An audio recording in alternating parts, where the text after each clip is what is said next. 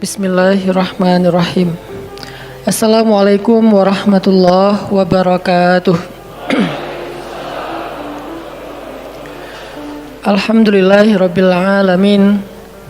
Alhamdulillahilladzi arsala rasulahu bil huda wa dinil haq liyuzhirahu 'alad dini kullihi wa kafa billahi syahida.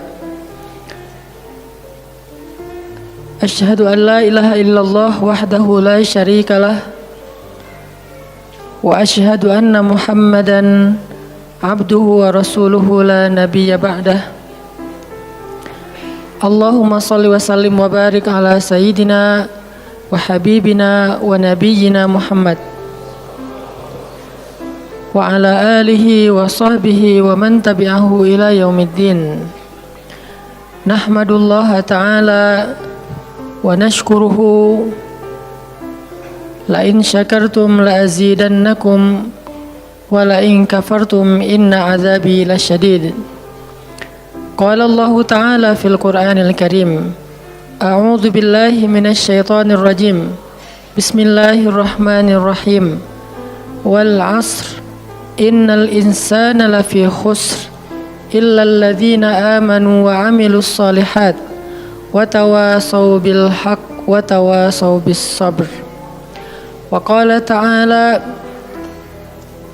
alam nashrah laka sadrak wa wada'na 'anka wizrak alladhi anqadha dhahrak wa rafa'na laka dhikrak fa inna ma'al 'usri yusra inna ma'al 'usri yusra fa idza faraghta fansab wa ila rabbika farghab. Shadaqallahul azim. Teman-teman semuanya, anak muda Kota Bandung, jamaah tetap sharing time atau sharing night Rabu malam yang dirahmati Allah Subhanahu wa taala. Semua orang di dalam kehidupan dunia itu pernah atau bahkan sering merasakan lelah. Karena dunia ini adalah tempat orang bermujahadah. Semuanya diraih dengan mujahadah. Gak ada yang didapatkan di dunia ini dengan cara yang mudah. Karena tabiat dari dunia itu adalah tempat bersusah payah. Fitrahnya dunia adalah tempat orang bercocok tanam, bukan memetik hasil. Yang namanya bercocok tanam, kalau kita melihat pada kehidupan para petani atau para pekerja di ladang, di sawah, di kebun, maka kita akan melihat akan melihat kelelahan, keletihan, dan kesusah payahan yang luar biasa. Itulah tabiat dunia. Berbeda dengan tabiat di surga. Di surga itu semuanya akan didapatkan dengan cara yang mudah. Bahkan sebagian riwayat mengatakan seorang perempuan di surga apabila inginkan seorang anak, maka Allah Subhanahu wa taala akan memberikan anak kepadanya saat itu juga tanpa harus bersusah payah mengandung selama 9 bulan. Saat ini pengen punya anak dengan spesifikasi tertentu, maka saat ini juga dia akan diberikan anak bayi tanpa harus mengandung 9 bulan lamanya, tanpa harus susah-susah menyusui. Allah akan datangkan untuk dia bayi yang dia sukai, kemudian Allah datangkan orang-orang yang akan pelayan-pelayan yang akan merawat dan membesarkan bayi itu untuk dia. Karena di sana dia adalah seorang ratu yang tidak perlu lagi bersusah payah. Di surga itu ketika seseorang menginginkan makanan, maka Allah Subhanahu wa taala mendatangkan untuknya makanan dengan cara yang sangat mudah. Bahkan ketika dia menginginkan buah-buahan, maka pohon itu akan menunduk untuknya sehingga dia bisa memetik buahnya tanpa harus bangun dari tempat duduknya jika dia menginginkan itu. Tetapi kalau dia menginginkan sesuatu yang lebih, misalnya dia ingin berjalan-jalan di kebun-kebun di antara banyak kebun surga, lalu dia ingin merasakan memetik pohon sendiri sambil membawa keranjang-keranjang yang indah, maka Allah juga akan memperkenankan keinginannya. Kaifa yasha, sebagaimana yang dia inginkan. Berbeda dengan dunia. Di dunia, apapun yang kita inginkan itu harus melalui mujahadah, melalui ikhtiar. Bahkan ketika kita ingin menjadi orang yang sekedar tidur-tiduran pun, Allah Subhanahu wa taala mentakdirkan tidur pun lelah. Tidur aja capek. Duduk capek. Ada orang yang duduknya capek akhirnya dia berdiri, ya. Ada orang yang capek berdiri akhirnya pengen duduk. Kapan duduknya capek pengen berdiri? Salah satu yang sering saya alami itu kalau lagi naik pesawat. Apalagi pesawat penerbangan 9 jam, 10 jam itu pasti capek banget duduknya tuh. Sehingga kita menginginkan seandainya ada uang kita pengen duduk di kelas bisnis.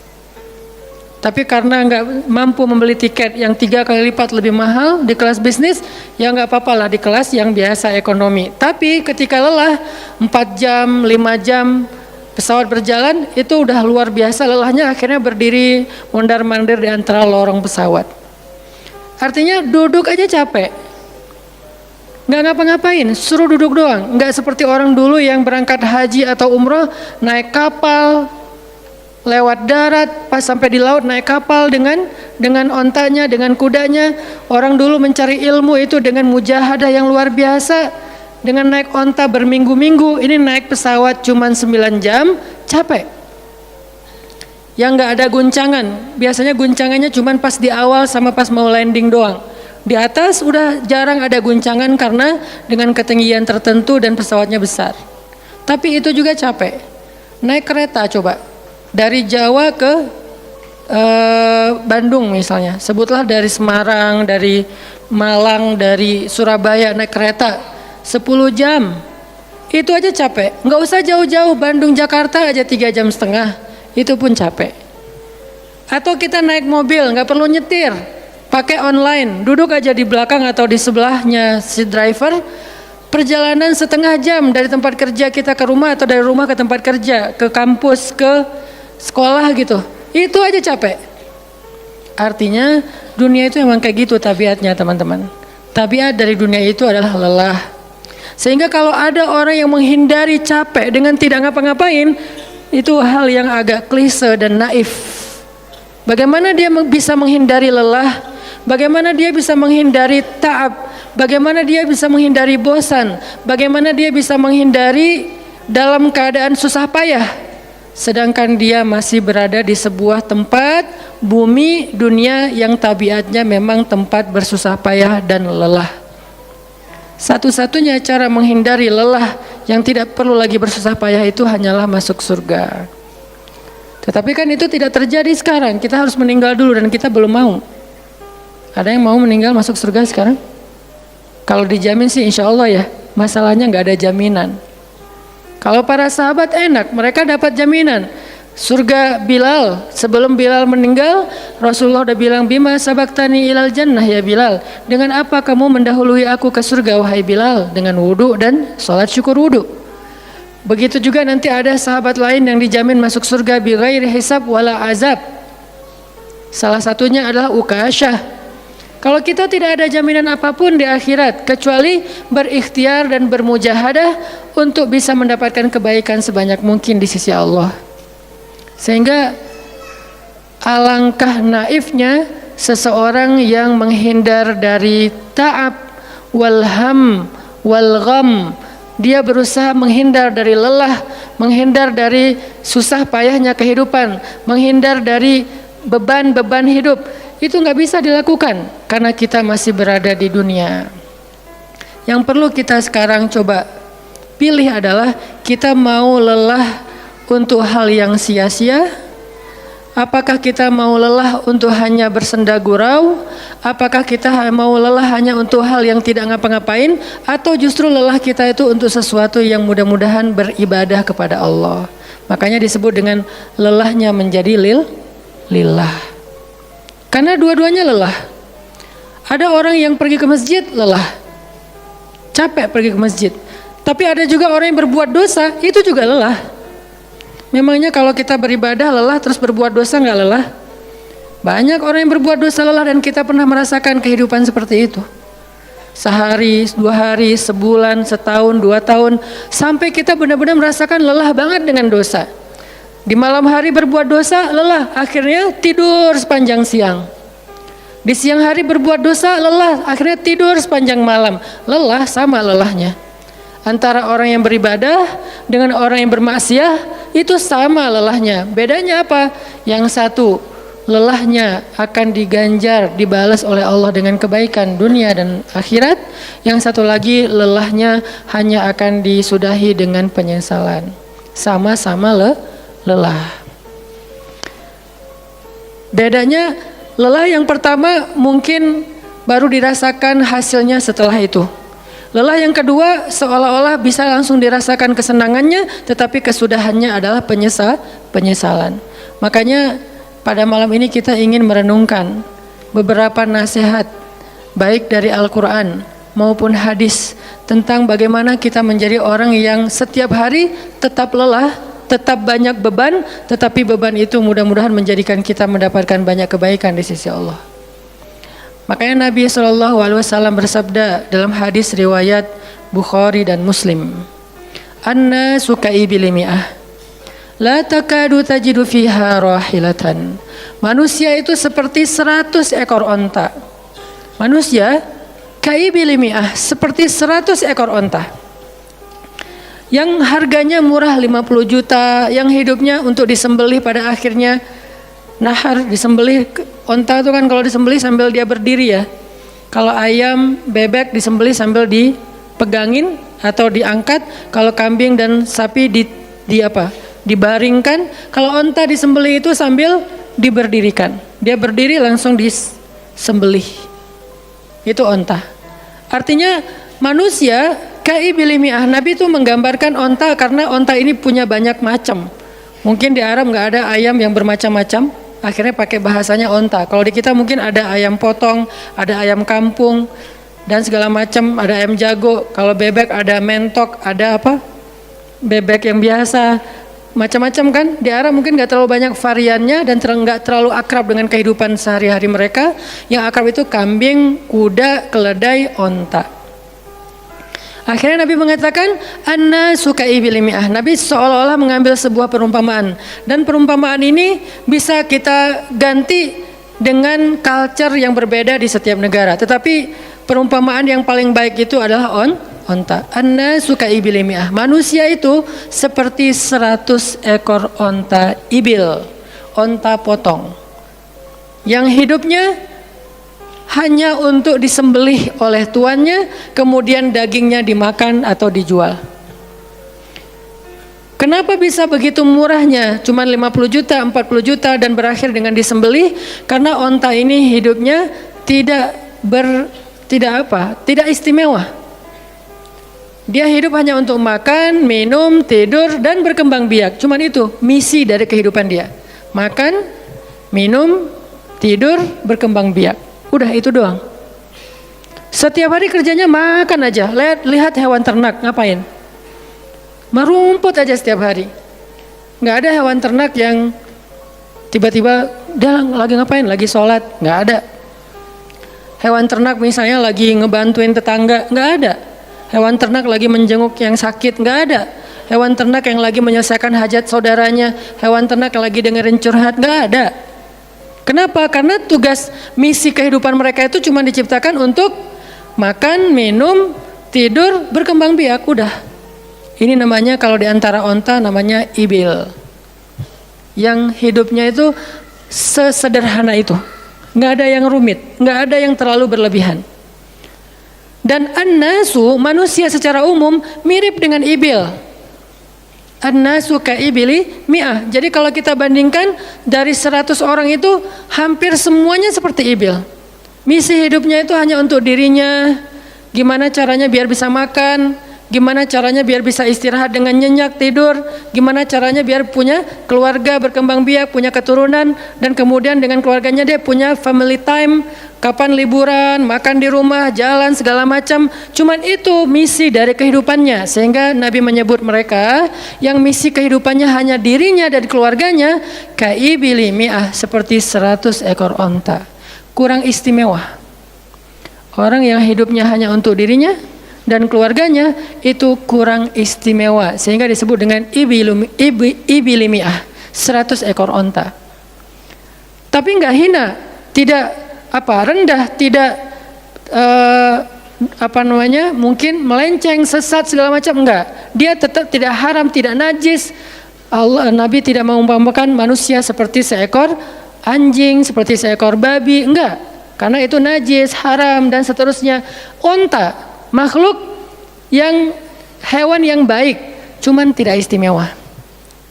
Di sini tidak ada judgement. Nabi itu orangnya nggak suka menjudge. Nabi nggak mengatakan manusia ini semuanya misalnya dengan kalimat celaan, keledai, enggak. Manusia ini misalnya hewan yang najis, enggak. Nabi mengatakan an-nasu kaibilimiyah, manusia itu seperti 100 ekor onta. La takadu tajidu fiha rahilatan. Hampir di dalam 100 ekor onta itu kamu enggak mendapati satu pun onta yang dikenal dengan nama rahilatan. Rahilah itu dari kata rihlah. Rihlah itu udah jadi bahasa Indonesia, rihlah. Kemudian di Inggris-Inggriskan jadi traveling, trip, segala macam. Rahilah dari kata rihlah. Apa itu rahilah? Onta yang bertugas untuk membawa beban tuannya dalam perjalanan panjang, baik itu berdagang maupun berperang. Dia punya misi lain selain makan, minum, berkembang biak terus dipotong. Enggak. Misinya lebih keren. Apa? Membawa beban. Membawa beban tuannya. Itulah rahilah. Sehingga punggungnya adalah punggung yang berkah, karena di atas punggung itu ditaruhkan beban terus menerus oleh tuannya. Berangkat bebannya apa, pulangnya beban apa. Karena orang dulu kalau berangkat berniaga, berdagang ke luar negeri, itu tuh bukan berangkat bawa beban, pulang nggak bawa apa-apa karena udah diuangkan, enggak. Mereka barter konsep perdagangannya. Kalau berangkatnya bawa kain, pulangnya nanti bawa karpet. Berangkatnya bawa gandum, pulangnya nanti bawa sutra misalnya. Tetap aja ada beban, karena mereka berangkat jual misalnya ke Syam, dari Mekah ke Damaskus. Nanti pulangnya dari Damaskus ke Mekah bawa lagi barang-barang Damaskus yang bisa dijual di Mekah. Pas berangkat bawa barang Mekah yang bisa dijual di Damaskus, pas pulang membawa barang Damaskus yang bisa dijual di Mekah. Li'ila fi Quraisy ilafihim rihlatash syita'i was-saif. Rihlah syita'i was-saif. Mereka melakukan rihlah pada musim dingin dan musim panas. Itulah ilafu Quraisy, kebiasaan orang-orang Quraisy. Ilafu Quraisy, kebiasaan tradisi orang Quraisy. Apa tradisinya? Berdagang di musim dingin dan di musim panas. Barang dagangannya beda-beda. Kalau musim dingin yang dibawa itu bahan-bahan jaket, bahan-bahan untuk menghangatkan tubuh, bahan-bahan yang kalaupun dia bawa makanan yang biasa dimakan di musim dingin yang menghangatkan tubuh. Kayak misalnya jenis bubur di Arab itu ada namanya adas. Dan itu disebutkan di dalam Al-Quran, di Al-Baqarah. Wa adasiha wa basaliha, ada adas, ada bawang. Adas itu salah satu makanan kesukaan orang Arab di musim dingin. Karena kalau makan adas kayak bubur gitu, dia badannya menjadi hangat. Jadi kayak menghangatkan tubuh gitu. Artinya syita'i was-saif, di musim dingin dan di musim panas, dua-duanya ada barang yang didagangkan, dan itu adalah ilafu Quraisy, kebiasaan tradisi orang-orang Quraisy. Rihlah. Siapa yang akan dibawa rihlah? Apa yang akan membawa barang dagangan mereka ketika rihlah? Namanya onta rahilah. Onta yang mengangkut beban barang tuannya. Rahilatan. Sehingga onta ini adalah onta yang lebih kuat fisiknya. Onta ini onta yang lebih tangguh perjalanan walaupun mengalami badai. Onta ini onta yang lebih kuat ingatannya sehingga dia menghafal jalan yang dilaluinya. Walaupun terjadi badai dia nggak tersesat. Jarang onta rahilah tersesat. Biasanya yang tersesat itu ibil. Ibil kalau ditaruh di tengah padang pasir, terjadi badai, terus bekas jalannya ketutup dengan pasir, dia bingung. Itu ibil. Sehingga kalau kita baca cerita-cerita tentang orang yang tersesat di padang pasir, rata-rata istilahnya kalau nggak jamal ya ibil. Kalaupun ada onta rahilah yang tersesat, berarti badainya parah banget. Kalau ada hadis onta rohilah tersesat, berarti badainya parah banget. Artinya rohilah ini ingatannya kuat. Dia kalau lewat satu jalan, setahun kemudian lewat lagi dia masih hafal. Itu rohilatan. Dalam teknologi sekarang kita nyebutnya dengan map. Ada banyak platform aplikasi map digital yang membuat kita bisa menghafal jalan. Dan diupdate terus, jalan ini sekarang macet segala macam. Rohilatan punya kemampuan membaca jalan walaupun mungkin berbeda dengan teknologi sekarang. Itu namanya rohilatan. Ini kata Nabi, la takadu tajidu fiha rohilatan.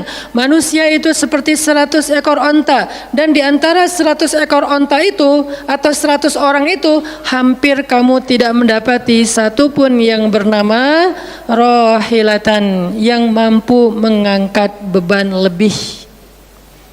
Sehingga di sini Nabi SAW seolah-olah mengajarkan kita, memotivasi kita agar belajar menjadi rohilah. Manusia itu baru istimewa kalau dia menjadi rohilah, kalau dia mengangkut banyak beban, kalau dia menjadi orang yang paling banyak bermanfaat untuk orang lain. Makanya muncullah hadis, khairun nas anfa'uhum linnas, inna ahabban nasi ilallah anfa'uhum linnas. Dua riwayat hadis yang berbeda. Sebaik-baik manusia, kalau dalam analogi yang pertama, sebaik-baik onta adalah rohilatan. Bukan ibil, bukan naqah, bukan jamal. Sebaik-baik onta rohilatan. Kenapa kok rohilatan? Karena dia yang paling bermanfaat. Soalnya dia yang paling banyak mengangkut beban.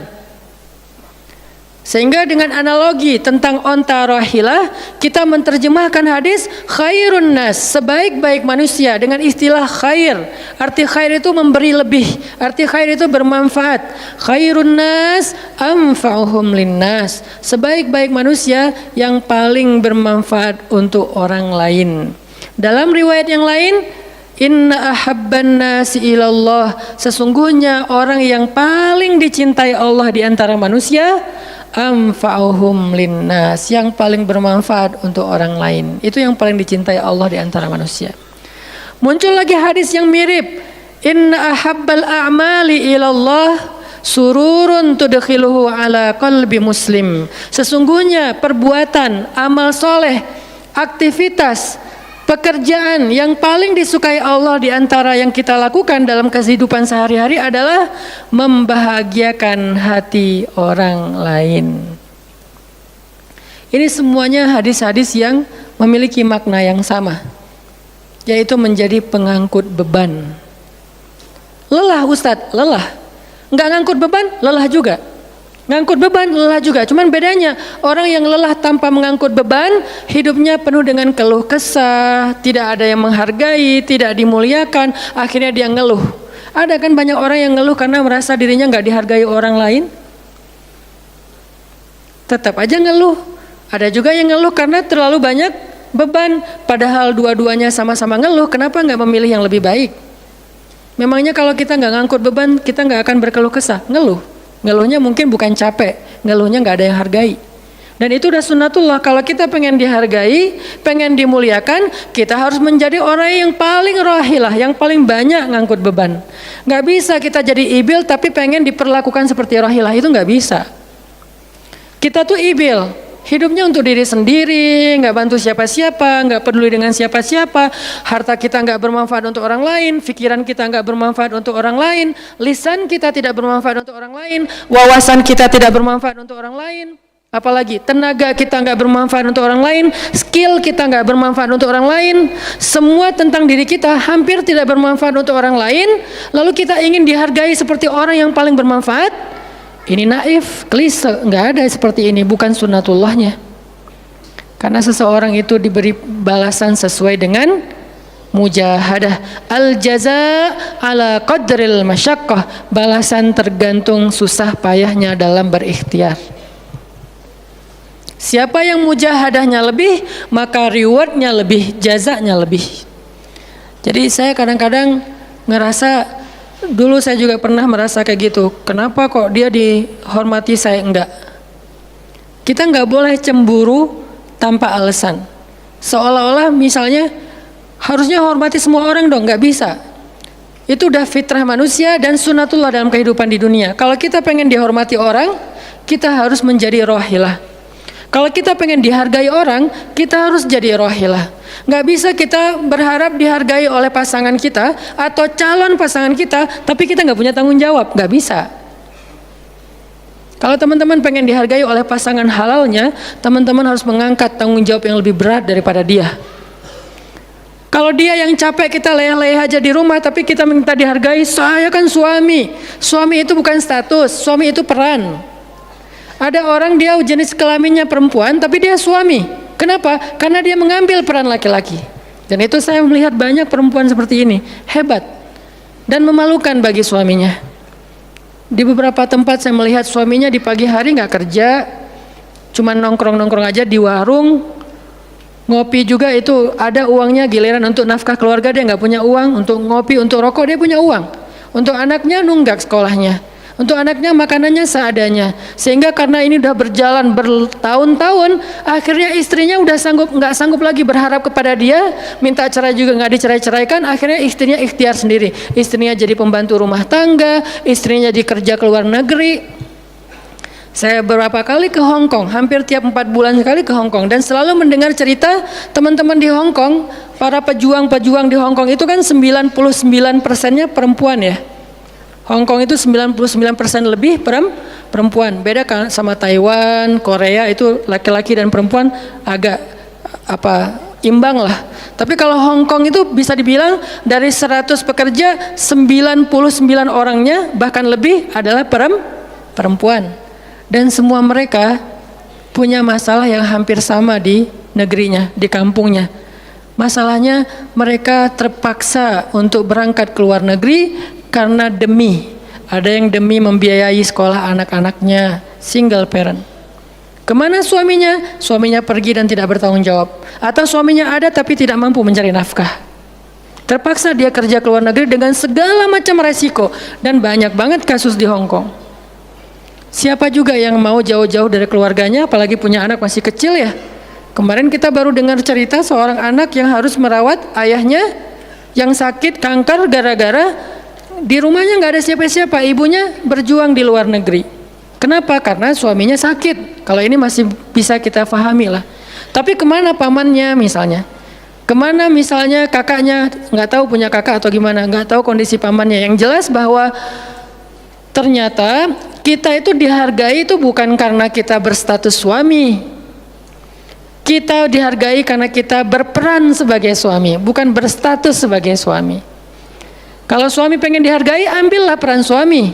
Laki-laki pengen dihargai, ambillah peran laki-laki. Apa peran laki-laki? Tanggung jawab. Ambil sebanyak mungkin. Kalau kita udah menikah, tanggung jawab kita itu kalau mau lebih, jangan cuma istri. Ambil keluarga istri untuk kita ambil tanggung jawabnya.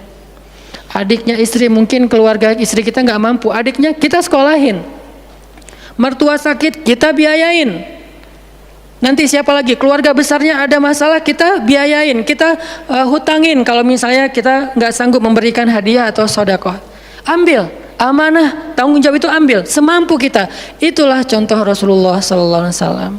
Makanya Nabi ketika sudah menikah dengan Khadijah, yang tinggal di rumah Nabi itu bukan cuma anak kandung beliau.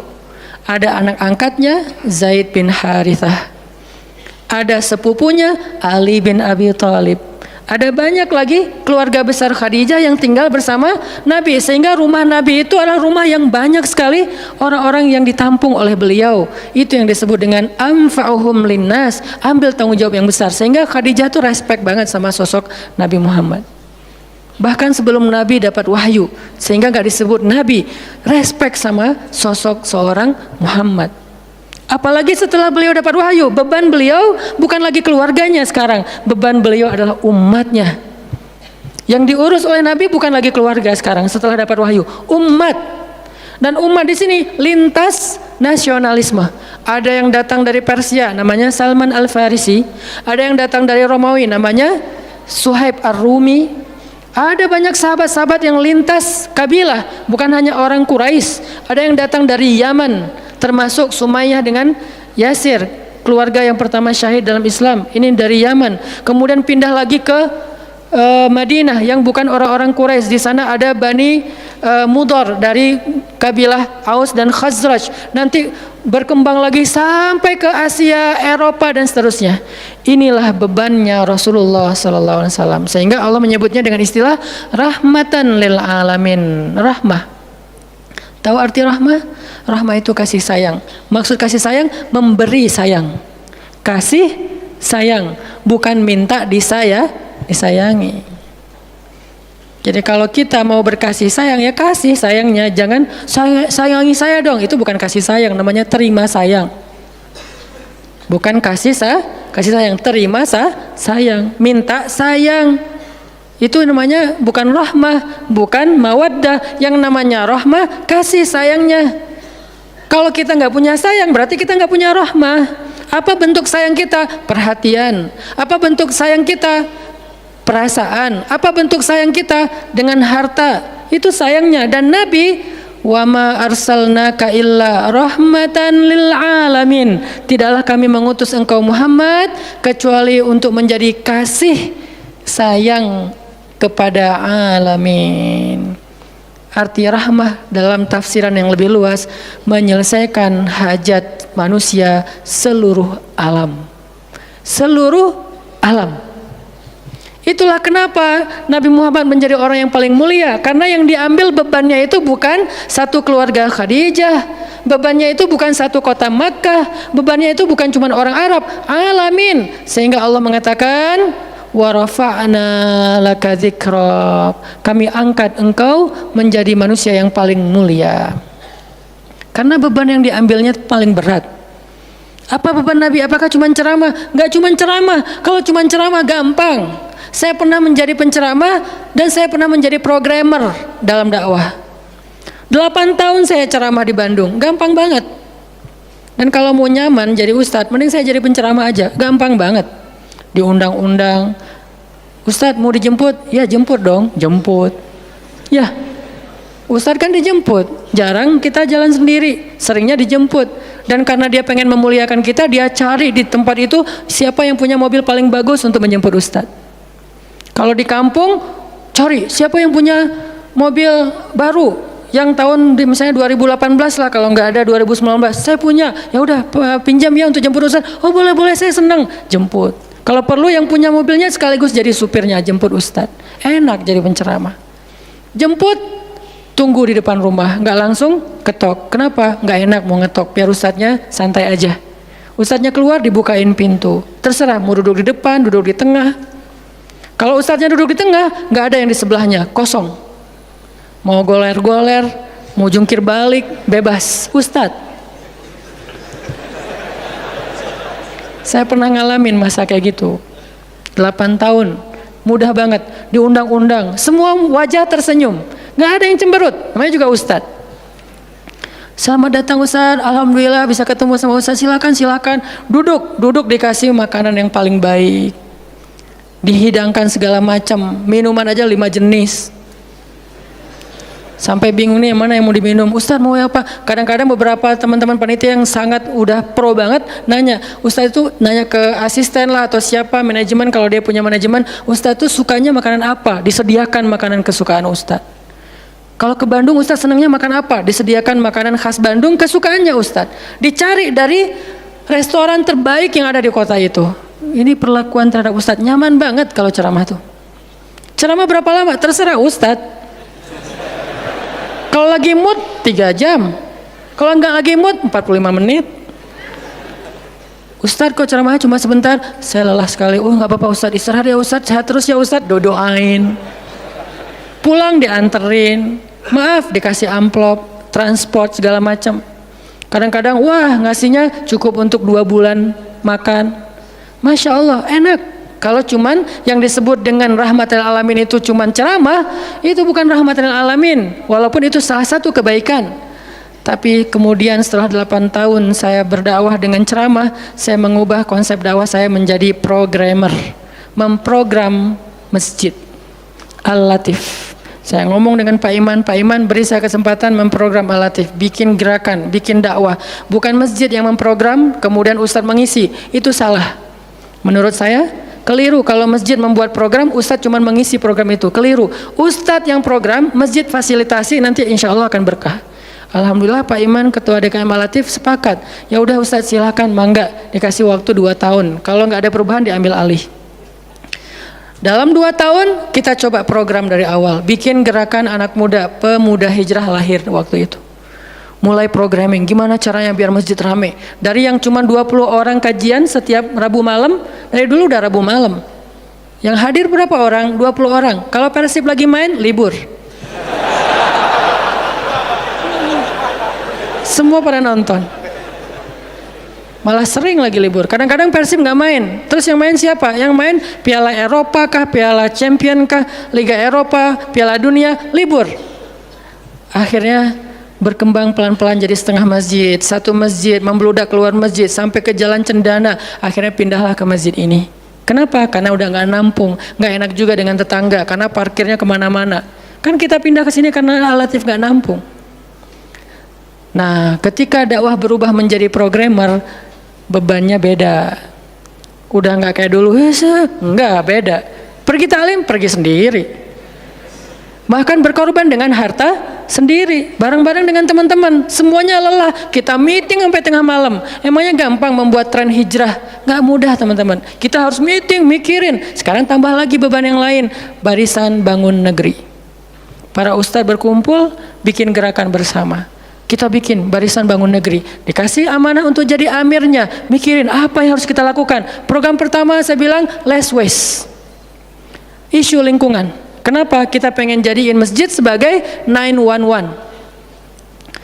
Tapi pelan-pelan, nggak bisa langsung. 911 ini nanti kalau ada masalah di masyarakat, tetangga masjid yang ditelepon masjid. Anak saya sakit, telepon masjid. Ada yang meninggal, telepon masjid. Ada yang pingsan, telepon masjid. Ada yang baru diputusin, telepon masjid. Sampah ini udah darurat. Bandung ini hanya batas deadline penanganan sampah kita kalau kata Pemkot itu sampai 2023. Kalau kita nggak punya alternatif, ini akan jadi masalah besar. Jakarta, saya kemarin ke Jakarta sampai 2022, lebih cepat sedikit daripada Bandung. Artinya mereka hanya bisa menampung sampah sampai 2022. Sisanya kalau nggak ada solusi alternatif, maka akan terjadi masalah besar, tumpuk sampah di depan rumah masing-masing selama nggak usah sebulan, seminggu aja gimana rasanya? Nggak ada yang ngambil sampah di depan rumah kita, seminggu aja. Petugas sampah nggak ngambil sampah di depan kos-kosan, di depan rumah. Sehari telat aja itu udah nggak enak, apalagi seminggu, sebulan, setahun. Jadi gimana? 2022, kota-kota besar rata-rata terancam dengan bom waktunya sampah. Kita angkat less waste supaya masjid menjadi salah satu media komunikasi antara Pemprov, Pemkot, pemerintah kepada publik. Kenapa? Soalnya trust publik kepada masjid itu bagus. RT RW bikin program pungut sampah edukasi dan campaign tentang sampah, yang datang sedikit. Kalau RT RW bikin program, hari Minggu yuk kita bikin gerakan pungut sampah, sedikit yang datang. Tapi masjid bikin taklim, yang datang ribuan, apalagi 2-3 tahun terakhir, alhamdulillah luar biasa. Sehingga masjid punya potensi untuk mengkomunikasikan masalah ini kepada publik. Saya ajaklah teman-teman, yuk kita bikin isu sampah dimulai dari masjid. Jalan 2, Bandung, Bintaro udah jalan. Next mau kita jalankan di Jogja, di Malang, dan di Pontianak. Seluruh masjid di Indonesia. Programming, mikir, harus ketemu dengan beberapa orang. Dan habis waktu saya dalam beberapa tahun terakhir bukan untuk dakwah tablik, makanya udah jarang ceramah. Teman-teman kalau ngelihat ceramah anak Taki di Bandung cuma sekali seminggu, itu juga kalau nggak libur ya. Kajian Rabu malam. Ustaz Hanan selain Rabu malam ngapain sih? Ustaz kosong nggak? Kosong, saya bilang. Kenapa nggak mau ngisi jadwal? Kosong dari taklim tapi nggak kosong dari aktivitas. Sehari meeting bisa 5 kali. Dulu saya pernah yang kalau bahasa teman-teman tuh ngeprank jamaah, bukan ngeprank sebetulnya. Katanya Ustaz nggak datang, tiba-tiba datang kan? Itu tuh meeting 5 kali sehari, dari pagi, siang, sore, menjelang maghrib, baru beres isya. Meeting dengan siapa aja Ustaz? Banyak hal yang harus kita bereskan untuk bisa memunculkan satu program kecil.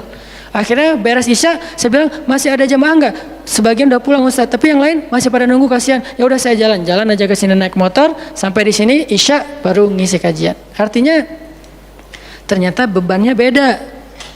Tapi rohilatan, Itu yang disebut dengan dakwahnya Nabi. Saya baru mengambil sebagian kecil dari banyak varian dari dan instrumen dakwah Nabi, itu cuma sebagian kecil. Memprogram, baru masjid.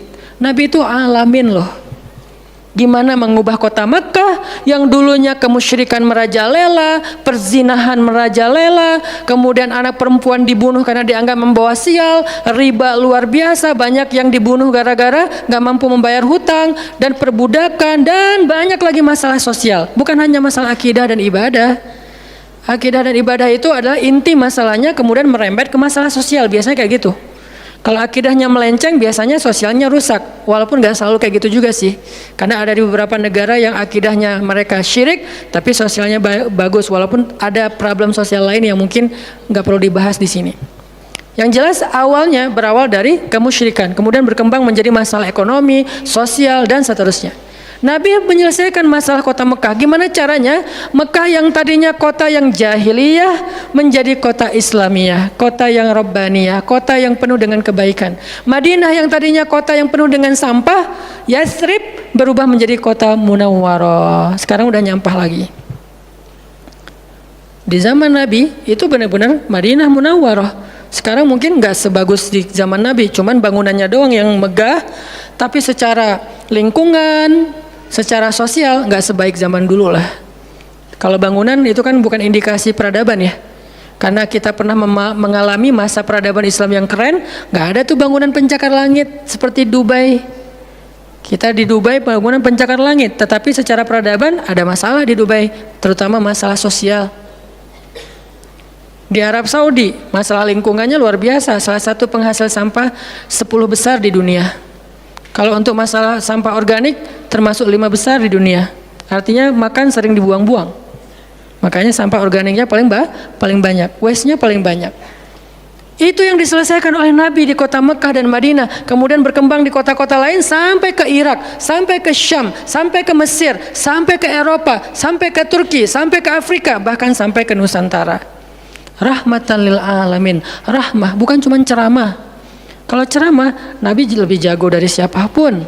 Orang siapapun yang berceramah itu kopas dari Nabi kan? Ada yang ceramah nggak kopas dari Nabi? Nggak ada.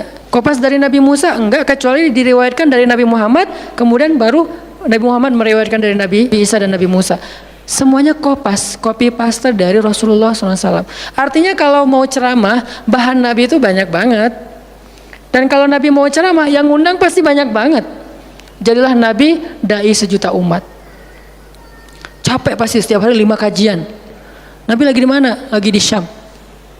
Sampai 2 tahun ke depan jadwal ceramah penuh. Kalau Nabi mau kayak gitu. Tapi ternyata Nabi bukan cuma ceramah, memprogram umat. Ada yang masalah datang ke Nabi, ya Rasulullah, saya diceraikan oleh suami saya dengan bahasa kamu bagi saya seperti ibu saya, zihar. Nabi bingung nih, gimana nih zihar? Kok suaminya gitu banget sih sama dia? Ya udah, berarti kamu sudah diceraikan oleh suamimu. Sabar ya, dinasihati, disabar-sabarin sama Nabi. Dia pulang turun ayat surat Al-Mujadalah tentang bab zihar. Ada lagi yang datang rame, dia yang salah, saya yang salah, dia yang salah. Akhirnya didamaikan sama Nabi. Nabi mau takbir nih, pergi ke masjid mau sholat berjamaah, mau takbir. Ya Rasulullah, di Bani Salamah ada masalah, mereka hampir berperang, nggak jadi takbir, pergi ke Bani Salamah menyelesaikan hajat mereka. Datang-datang jamaah udah sholat, Nabi sholat yang jamaah yang kedua. Artinya rahmah, ngambil beban umat. Belum lagi nanti beban umat yang tertindas di antara Bani Israel, di luar negeri, di Yaman, di Syam, yang Nabi mengutus para sahabat untuk menyelesaikan hajat-hajat mereka. Makanya Nabi mengatakan, siapa yang datang kepada saudaranya untuk menghilangkan masalahnya, maka Allah akan menghilangkan masalah orang ini nanti di akhirat. Makanya beban Nabi itu berat banget teman-teman. Kalau kita baca sirah Nabi, luar biasa. Nabi itu lelah banget. Sampai para sahabat meriwayatkan Nabi itu dulu sebelum dapat wahyu, beliau seger gitu. Setelah dapat wahyu tetap ganteng, tetap keren, karena memang aslinya udah dari sononya keren ya. Cuman udah ada guratan lelahnya tuh terasa di wajah beliau. Lelah banget. Sampai Nabi itu pernah sampai Allah bilang gini, "Fala'allaka bakhi'un nafsaka 'ala atharihim." Hampir saja engkau mencelakai dirimu gara-gara mereka. Apa maksudnya? Kok Nabi hampir mencelakai dirinya gara-gara mereka? Itu maksudnya apa? Saking terbebannya Nabi dengan kondisi umat, hampir-hampir Nabi itu sakit keras, hampir-hampir Nabi itu binasa, celaka, meninggal demi mikirin nasib umat. Kayak gitu banget coba. Itu namanya rohilatan. Kita belum sanggup untuk memikul beban umat sedunia. Makanya minimal kalau kita nggak ngambil beban umat sedunia dengan tangan kita, minimal dengan pikiran kita aja. Kita mikir nggak sih nasib Palestina? Atau kita masih nganggap bahwa itu beda negara? Kalau beda negara oke. Apakah kita memikirkan mereka karena kemanusiaan? Masa kita mau bilang mereka bukan manusia? Kan sama-sama manusia. Harusnya kita merasakan apa yang dia rasakan karena kita sama-sama manusia, punya perasaan yang sama. Kalau kehilangan akan sedih, kalau melihat kezoliman juga enggak akan kuat, kalau dizolimi juga akan sakit. Kita mikir enggak tentang Palestina? Kita mikir enggak nasib Suriah? Kita mikir enggak nasib Rohingya? Kita mikir enggak nasib Yaman? Apakah gara-gara kita mikir tentang mereka lantas kita jadi radikal dan teroris? Sejak kapan kita memikirkan nasib orang yang tertindas tiba-tiba jadi radikal? Apakah orang yang tidak memikirkan orang lain hanya dirinya sendiri berarti orang yang baik? Justru makin banyak kita mikirin nasib mereka, kita makin rohilatan walaupun belum sanggup menyelesaikan hajat mereka, mikir doang. Dengan kita lihat postingan yang terakhir di Idlib, bagaimana anak bayi kehilangan kakinya gara-gara kena bom dari tentara Rusia. Kita belum sanggup ngasih solusi sebagai pribadi maupun sebagai bangsa, belum sanggup. Pertama jaraknya jauh, kedua memang kita juga belum punya kemampuan untuk itu. Tapi kita berharap suatu saat Indonesia ini harus sanggup menyelesaikan masalah dunia. Kenapa? Kita ini punya potensi peradaban, bangsa yang besar. Masa kita mau jadi kerdil terus ngikutin bangsa lain? Kita ini bangsa besar, umat Islam terbesar di dunia. Dan orang Indonesia itu pinter-pinter, profesornya banyak, saintisnya banyak, orang kayanya banyak, keren Indonesia nih. Kenapa Indonesia yang keren kayak gini cuma ngurus diri sendiri aja nggak bisa? Harusnya ngurus dunia, bukan ngurus diri sendiri. Itulah Islam yang sebenarnya. Kita ngurus Rohingya, gimana caranya Rohingya punya tempat tinggal? Kita urus Suriah, kita urus Palestina. Lalu apakah kita memikirkan tetangga kita? Teman-teman lihat deh, salah satu yang mungkin proyek kecil lah. Ini yang karena yang saya tahu, karena istri sendiri yang ngerjain. Lihat rumah teduh Sahabat Iin. Setiap harinya ada yang meninggal dengan kanker ovarium yang gede banget, ada yang kanker yang dulu yang saya bawa Ustaz Abdul Somad keliling di Bandung tuh, seorang anak muda yang udah meninggal, seminggu setelah Ustaz Abdul Somad mengunjungi dia, Rian namanya, meninggal dunia. Alhamdulillah dia sempat ketemu dengan Ustaz Abdul Somad, sempat dinasehati, mudah-mudahan di akhir hayatnya dia setelah dapat nasihat dari UAS, dia jadi sabar, jadi balik lagi ke Allah sehingga husnul khotimah. Datang kita ketemu dengan Rian, habis ininya. Gara-gara apa? Gara-gara pernah kecelakaan di laut, terus jadi kayak kanker kulit, luar biasa. Itu parah banget. Dan itu nggak satu kasus, banyak. Di Jawa Barat aja udah banyak banget, apalagi Indonesia. Apakah kita mau mengambil beban itu? Atau kita bahkan melihat juga nggak mau, karena ngerasa nggak kuat, nggak berani. Terus kapan kita kuatnya? Kalau kita nggak kuat, namanya bukan rohilah. Yang namanya rohilah itu harus kuat. Dikuat-kuatin kalaupun nggak kuat. Sudah seberat apa beban yang kita ambil selain, dan itu nggak bisa di apa ya bahasanya, diambil sebagian dibuang sebagian yang lain, enggak. Minimal kalau yang di dekat kita mengambil bebannya sampai menyelesaikan hajatnya dengan harta, mungkin dengan skill, dengan network, dengan minimal dengan sosial media kita repost, ya ada yang bisa bantu ini enggak. Kalau yang di luar negeri karena kita nggak sanggup menyelesaikan, minimal dengan pikiran dan doa. Kasihan ya mereka, doain terus karena doa kita itu ngaruh. Jangan berpikir mendoakan mereka itu nggak ngaruh itu. Mempercepat datangnya pertolongan Allah. Minimal dengan doa kita Allah kuatkan hati mereka. Minimal dengan doa kita Allah kuatkan hati saudara kita di Yaman, di yang kelaparan di Syam, di Palestina, di Rohingya, di Turkistan yang masih dalam campnya orang-orang komunis. Minimal doa kita menguatkan hati mereka, kan berarti membantu. Ada orang yang ketika dapat musibah kita datang nggak bisa ngasih solusi, tapi begitu kita nasihati lalu kita doakan, itu udah membantu dia, minimal hatinya jadi lapang. Kemudian kita doakan, dia merasa diperhatikan. Bukankah itu sebuah bantuan? Dan itu rahilah. Semuanya aja yang di luar negeri kita pikirkan, apalagi yang di dalam negeri, semampu kita. Makanya nama barisan kita tuh Barisan Bangun Negeri. Kalau ditanya, apa Ustadz tujuan bikin gerakan Barisan Bangun Negeri? Ya bangun negeri. Masa masih ditanya ya? Karena masih ada yang nanya, ngapain sih tuh ustadz-ustadz ngumpul mau bangun negeri? Itu udah jelas dari namanya juga. Terus santrinya ngapain? Namanya Santri Bangun Negeri. Ustadznya Barisan Bangun Negeri, ada 2 nama. Para guru, saya pelan-pelan pengen ngumpulin para guru-guru yang seleting supaya kita barengan, ngumpulin pelan-pelan. Namanya Barisan Bangun Negeri. Nanti teman-teman yang ngikutin para guru, para santri, namanya Santri Bangun Negeri. Jadi kalau ditanya mau ngapain, mau bangun negeri. Programnya apa? Pertama, program isu lingkungan. Nanti naik lagi isu sosial, naik lagi isu healthcare, kemanusiaan, kesehatan dan seterusnya. Kan itu tugas pemerintah, kita nggak mau menyalahkan siapapun, udah capek berdebat. Tugas kita sekarang siapa yang pengen jadi rohilah. Itu yang dilakukan para guru kita sekarang teman-teman di Barisan Bangun Negeri. Mikir, kemarin saya 40 jam nggak tidur. Dari Bandung ke Jogja. Di Jogja ada acara, udah beres acara, kita ada meeting yang penting banget yang bikin saya sesak sampai sekarang. Itu ada diskusi yang saya tidak bisa sampaikan ke publik. Itu diskusi dari jam 11 malam sampai jam setengah 4 subuh. Kenapa diskusinya sampai malam Ustaz? Karena besok kita semuanya udah pada bubar, udah pada pulang masing-masing ke negerinya, sehingga nggak sempat ketemu. Ketemunya kita cuman malam Selasa. Selasa subuh pesawatnya udah mulai ada yang pesawat jam 5, jam 6, jam 7. Jadi malam itu harus kita selesaikan meeting kita. Meeting lah kita sampai jam setengah 4 subuh. Beres meeting langsung ke bandara. Saya dengan salah satu ustadz ke bandara berdua, naik flightnya pas bareng. Belum selesai tadi meetingnya, meeting lagi di pesawat. Dari Jogja ke Jakarta. Di Jakarta saya ketemu dengan beberapa teman-teman yang pengen mendukung program pesantren yang sedang kita dari setahun yang lalu ingin kita buat, tapi juga belum cukup untuk membebaskan lahan karena kita butuh 15 M membebaskan lahan. Alhamdulillah udah terkumpul sekitar 2 M, masih jauh dari target. Baru membebaskan lahan, belum membangun.